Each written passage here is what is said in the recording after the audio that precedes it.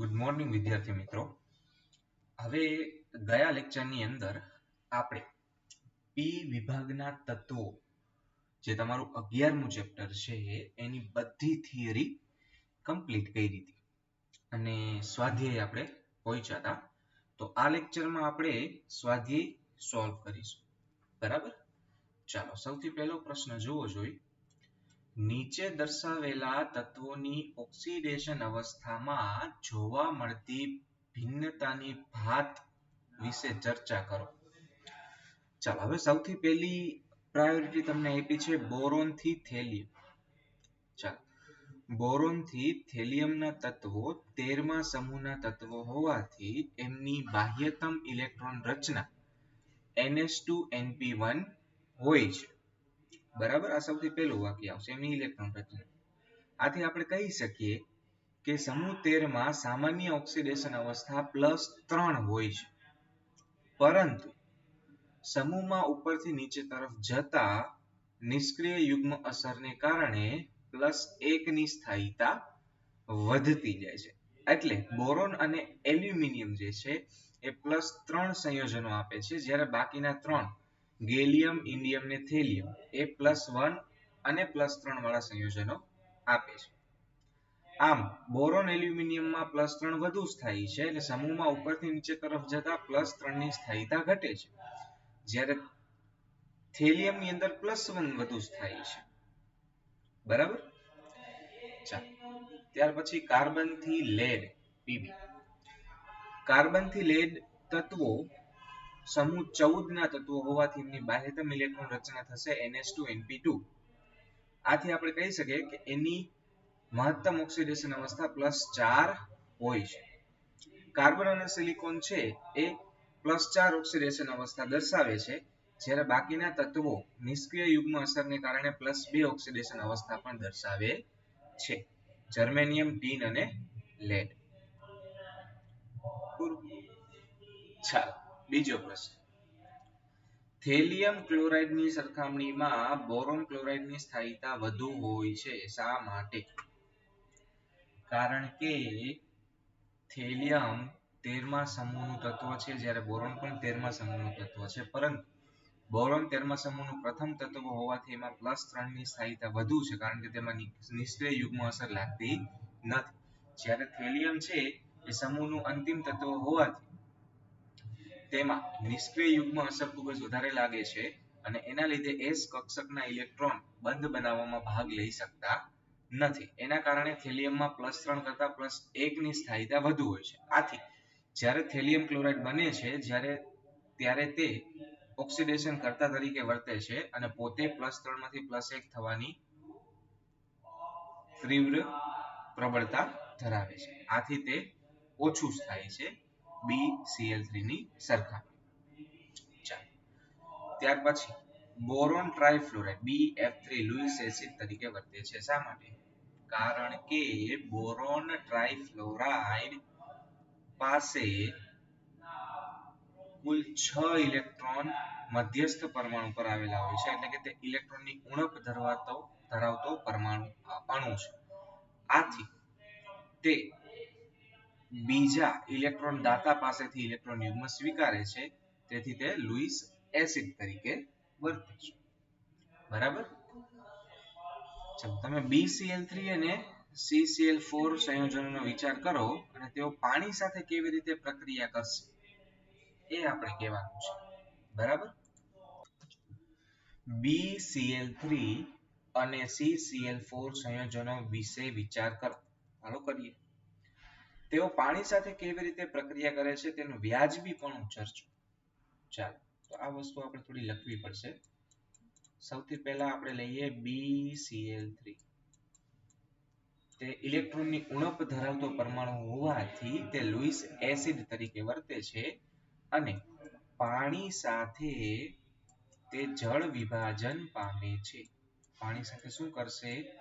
એ જળ વિભાજન પામે છે અને આપણને ઓર્થોબોરિક એસિડ આપે છે, BOH થ્રાઇસ. કારણ કે તેની પાસે એક કક્ષક ખાલી હાજર હોય છે. હવે એવી જ વસ્તુ CCl4 માં નથી થતી. કેમ? કારણ કે તે ઇલેક્ટ્રોનની ઉણપ નથી ધરાવતો, ઇલેક્ટ્રોનથી પરિપૂર્ણ છે. પ્લસમાં એની પાસે કોઈ ખાલી કક્ષક હાજર જ નથી. એટલે CCl4 છે એ પાણી સાથે કોઈ પ્રકારની પ્રક્રિયા કરવામાં રસ ધરાવતો નથી.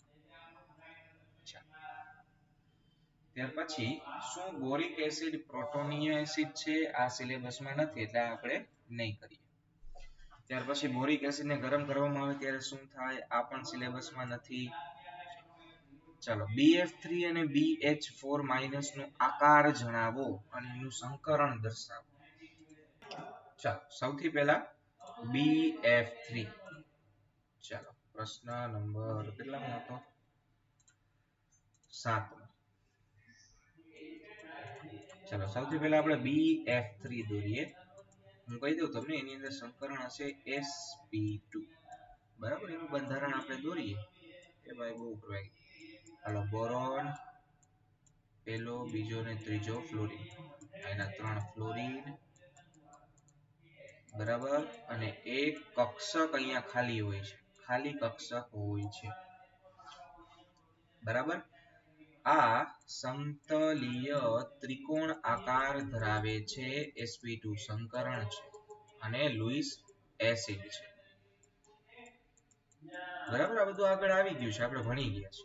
ચાલો, એવી જ રીતે બીજું કયું હતું? BH4 minus. ચાલો, એનો સમચતુષ્ફલકીય આકાર હશે BH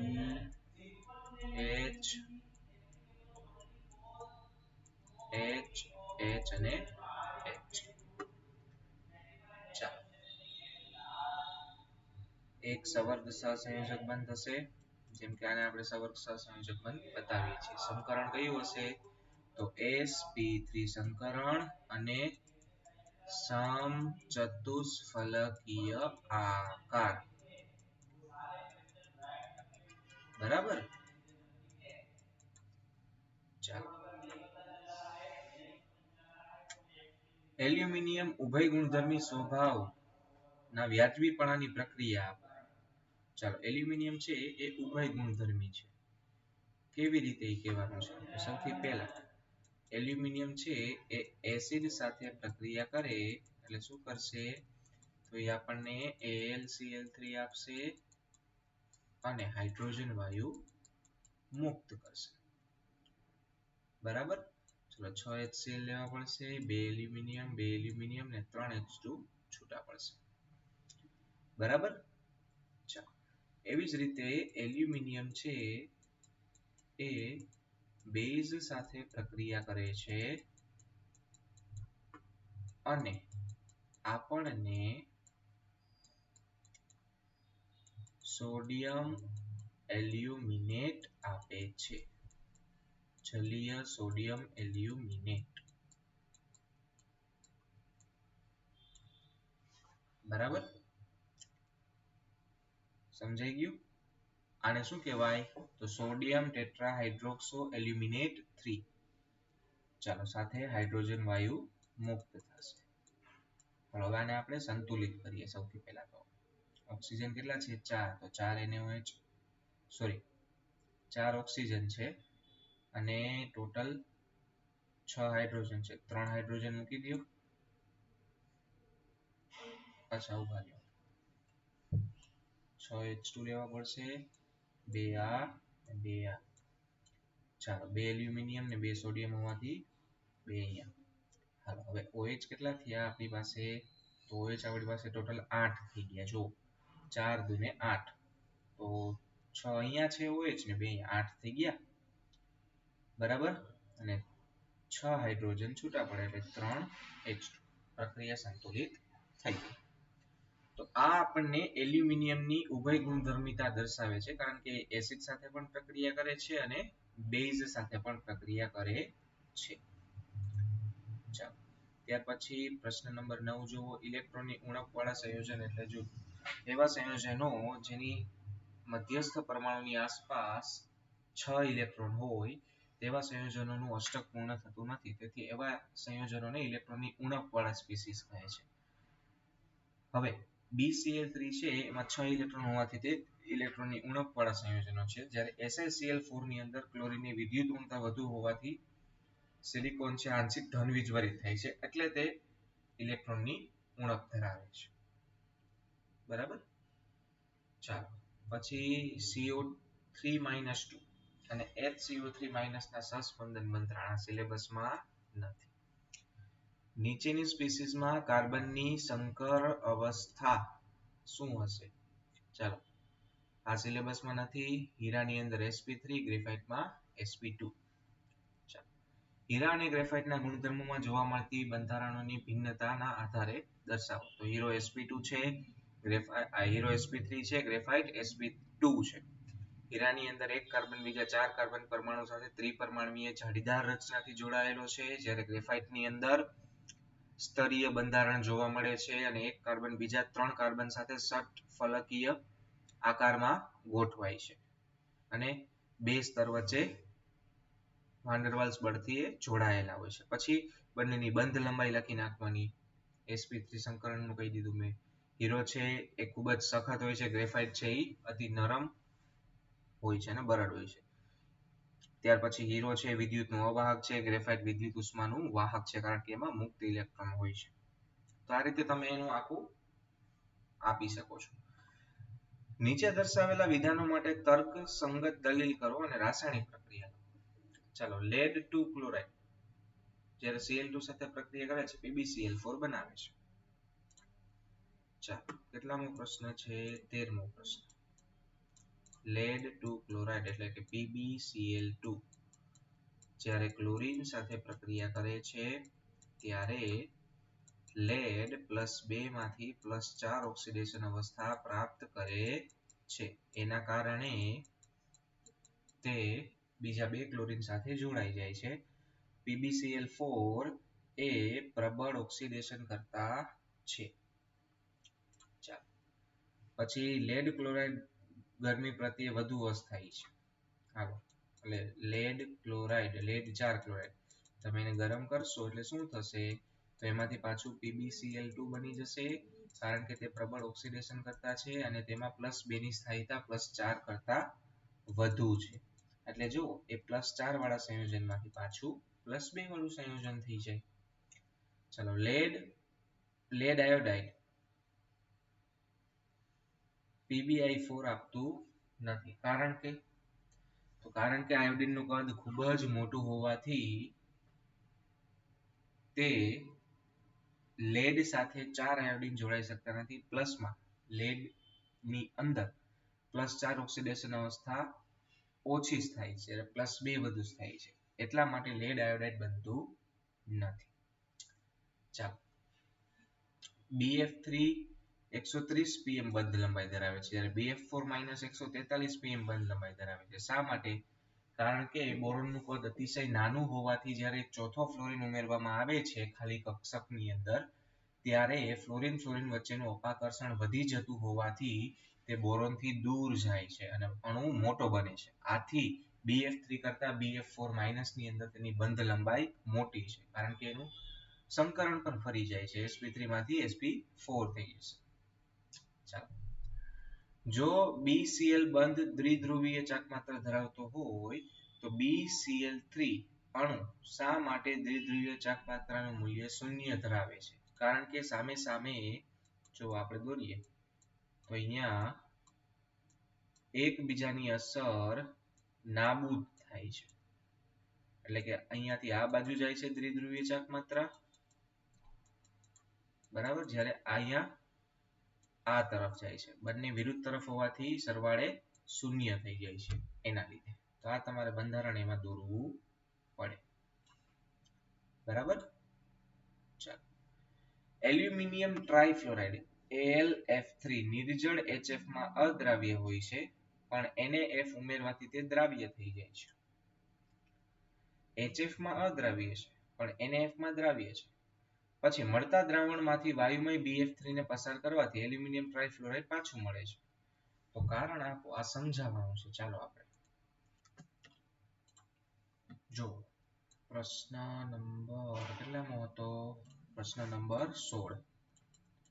તો સૌથી પહેલા HF જે છે એ સહસંયોજક બંધારણ છે પ્લસ તેમાં હાઇડ્રોજન બંધ એટલા બધા પ્રબળ હોય છે કે તે આપણને મુક્ત F માઇનસ કે H+ આયન આપી શકતો નથી અને તે AlF3 સાથે પ્રક્રિયા ન કરી શકે કારણ કે AlF3 છે એ આયનીય સંયોજન છે જ્યારે NaF પણ એક આયનીય સંયોજન હોવાથી તે F- મુક્ત આપશે અને એના લીધે એમાંથી આપણને Na3Al F6 મળે છે બરાબર સોડિયમ હેક્સાફ્લોરો ઓર હેક્સાફ્લોરાઇડ એલ્યુમિનેટ 3 બરાબર એના લીધે તે NaF સાથે પ્રક્રિયા કરે છે જ્યારે HF સાથે નથી કરતું હવે આપણે જે આ સંયોજન બનાવ્યું છે એ સંયોજનમાંથી Na3AlF6 જ્યારે આપણે BF3 વાયુ સ્વરૂપે પસાર કરીએ છીએ ત્યારે એ આપણને NaBF4 આપે છે શું આપે છે NaBF4 અને સાથે એમાંથી ફરી પાછું AlF3 મુક્ત થઈ જાય છે બરાબર ચાલો હવે આને સંતુલિત કરીએ તો અહીંયા 3 સોડિયમ હોવાથી અહીંયા 3 મૂકી દો તો 3 સોડિયમ 3 સોડિયમ 3 બોરોન છે તો અહીંયા 3 બોરોન હવે ફ્લોરિન ગણો જોઈએ 4 તેલી 12 ને 3 15 તો 9 9 ને 6 15 એક એલ્યુમિનિયમ બરાબર તો આ તમારો પ્રશ્ન નંબર 16 હતો ઓકે ચાલો 17મો પ્રશ્ન કાર્બન મોનોક્સાઇડ શા માટે ઝેરી છે સિલેબસમાં નથી ગ્લોબલ વોર્મિંગ માટે CO2 નું વધુ પ્રમાણ કેવી રીતે જવાબદાર છે એ પણ સિલેબસમાં નથી ડાયબોરેન અને બોરિક એસિડના બંધારણ સમજાવો તો બોરિક એસિડ તો સિલેબસમાં નથી પણ ડાયબોરેનનું બંધારણ તો 4 હાઇડ્રોજન સમતલમાં આવે જોઈ ગયું અહીંયાથી તમારે દોરવાનું છે અહીંયાથી લખવાનું ચાલુ કરવાનું છે ડાયબોરેનનું બંધારણ બરાબર પેજ નંબર 321 ઉપર છે આ બંધારણ દોરવાનું છે બરાબર અને આ બધી વસ્તુ સમજાવવાની છે અહીંયા સુધી ઓકે જો 4 હાઇડ્રોજન સમતલમાં આવશે 2 બોરોન અને 2 હાઇડ્રોજન છે એ સેતુબંધ તરીકે ચાલો શું થશે ક્યારે બોરેક્સને ગરમ કરવામાં આવે તો એ સિલેબસમાં નથી બોરિક એસિડની પાણી સાથે પ્રક્રિયા સિલેબસમાં નથી એલ્યુમિનિયમમાં મંદ NaOH નાખો તો એ પ્રક્રિયા તો આપણે હમણાં જ જોઈ બતાવું તમને જોઈ રહી તમે જ્યારે એલ્યુમિનિયમને મંદ NaOH માં નાખો છો ત્યારે તે સોડિયમ ટેટ્રાહાઇડ્રોક્સો એલ્યુમિનેટ બનાવે છે હાઇડ્રોજન વાયુ મુક્ત કરે છે આ પ્રક્રિયા તમારે લખવાની થાય એટલે કે એમાં ઓગળી જાય BF3 ની એમોનિયા સાથે પ્રક્રિયા તો એ તો તમને આવડતી જ હશે તમે 10મા ધોરણથી કરતા આવો છો BF3 જેમાં ઇલેક્ટ્રોનની ઉણપ છે એમોનિયા એને ઇલેક્ટ્રોન યુગ્મનું દાન કરશે અને આપણને એમાંથી મળશે BF3.NH3 બરાબર ચાલો સમજાઈ ગયું બધાને ત્યાર પછી નીચેની પ્રક્રિયા સમજાવો ઊંચા તાપમાને કોપરની હાજરીમાં સિલિકોનની મિથાઇલ ક્લોરાઇડ તો આ સિલેબસમાં નથી આપણા સિલિકોન ડાયોક્સાઇડ ને હાઇડ્રોજન ફ્લોરાઇડ સાથેની પ્રક્રિયા નથી કાર્બન મોનોક્સાઇડ ને ઝિંક ઓક્સાઇડ સાથેની સિલેબસમાં નથી જળયુક્ત એમોનિયાની જલીય NaOH ના દ્રાવણ સાથેની જળયુક્ત એલ્યુમિના એમોનિયા નથી છોકરાઓ જળયુક્ત એલ્યુમિના છે એટલે કે Al2O3 વત્તા NaOH વત્તા જળયુક્ત કીધું એટલે કે H2O એટલે આમાંથી શું બનશે તો આપણે હમણાં જ બનાવ્યું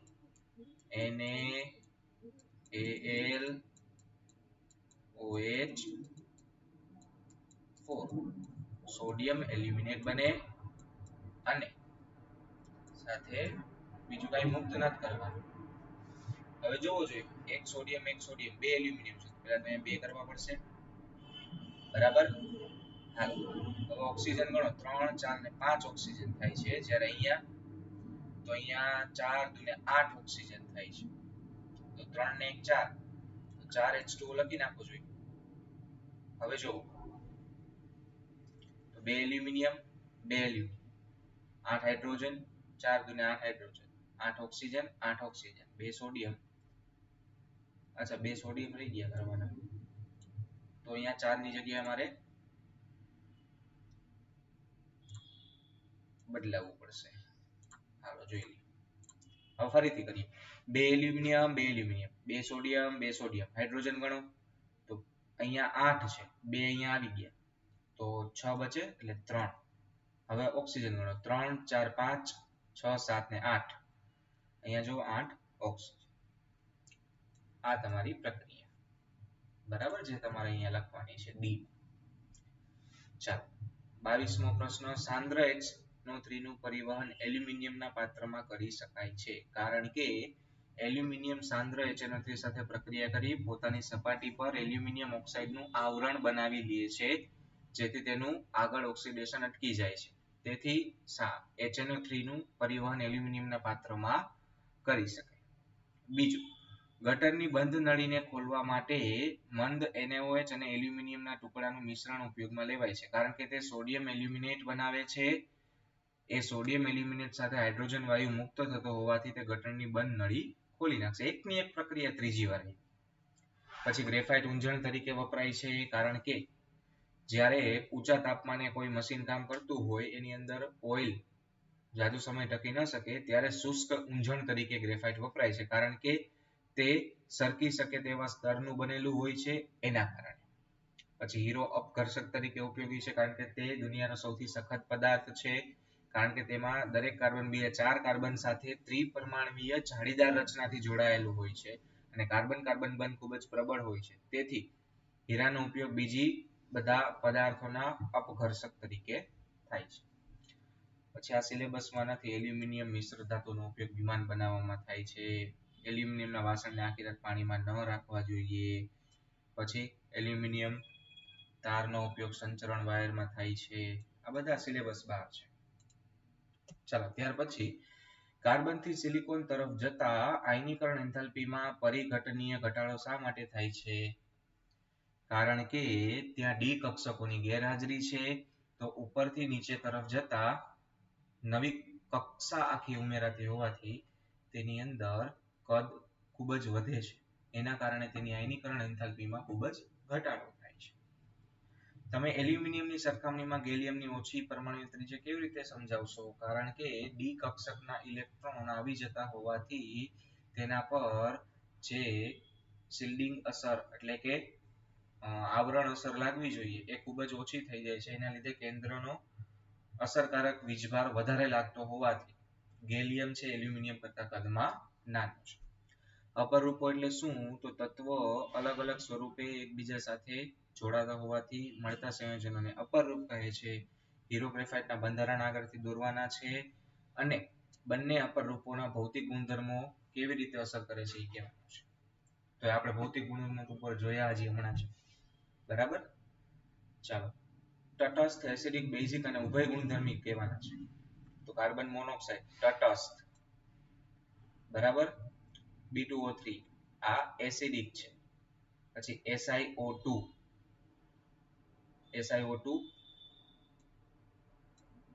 ઉભય ગુણધર્મી એસિડિક L2O3 ઉભય ગુણધર્મી PbO2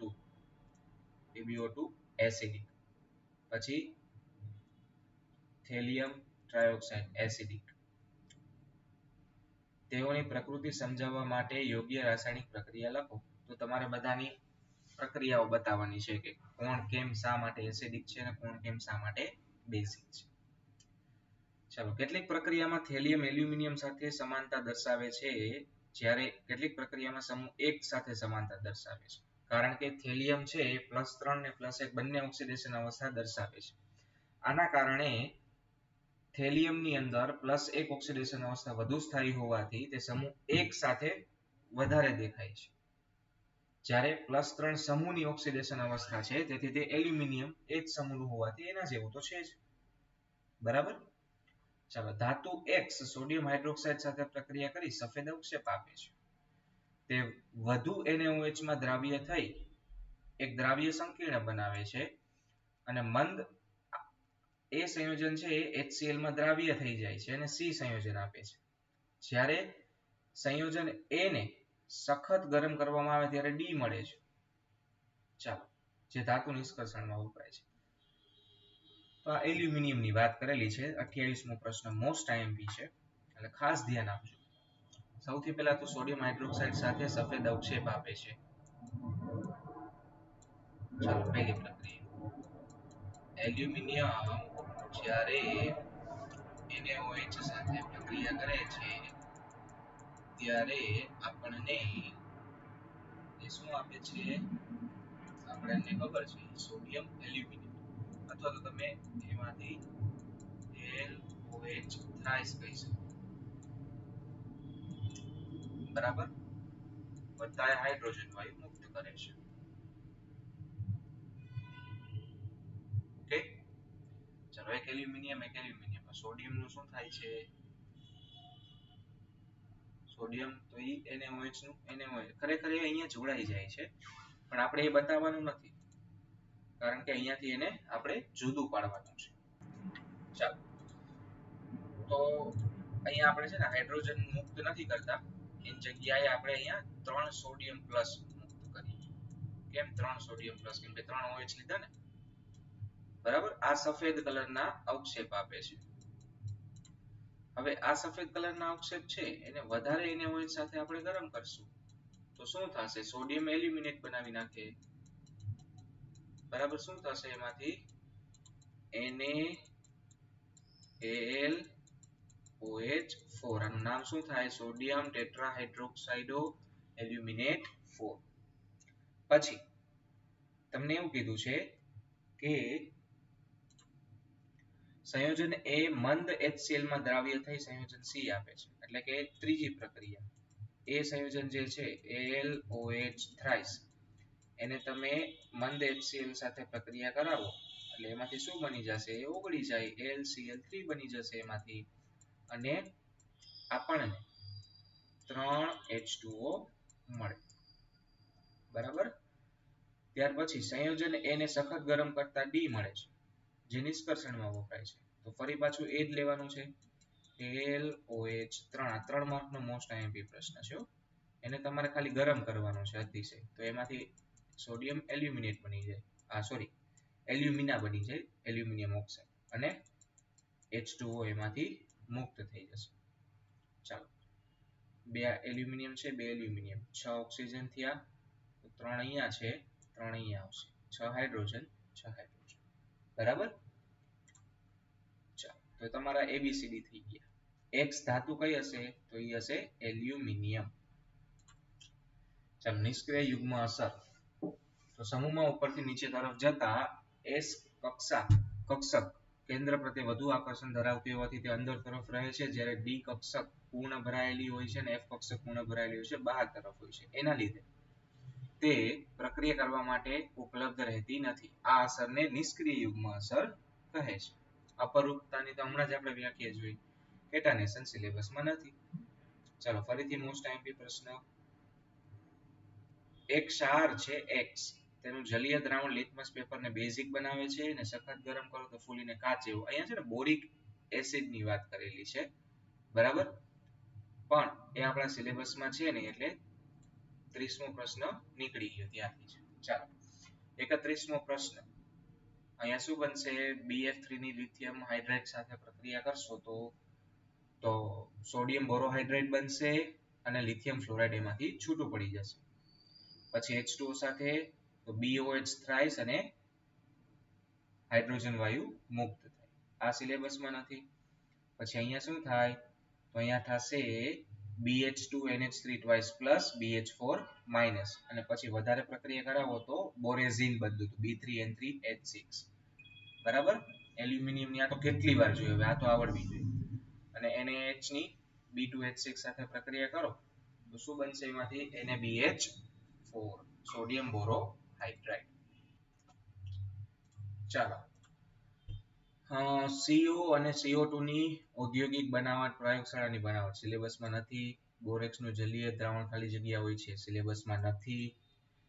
પછી બોરિક એસિડ પોલિમર સ્વભાવ સિલેબસમાં નથી. ડાયબોરેન માં બોરેનનું સંકરણ sp3. ઉષ્માગતિશાસ્ત્રના નિયમ મુજબ કાર્બનનું કયું સંયોજન સૌથી વધુ સ્થાયી છે? હીરો. સમૂહ 14 ના તત્વો એ +2 અને -2 ઓક્સિડેશન અવસ્થા બંને દર્શાવે છે. આયનો ન બનાવે. જો સિલિકોનની બનાવટની પ્રારંભ RClCl3 બનાવો તો આ સિલેબસની બહાર છે. તો અહીંયા તમારું ચેપ્ટર નંબર 11 આખું કમ્પ્લીટ થાય છે. નેક્સ્ટ લેક્ચરમાં આપણે નવું ચેપ્ટર સ્ટાર્ટ કરીશું. ચાલો, થેન્ક યુ સો મચ.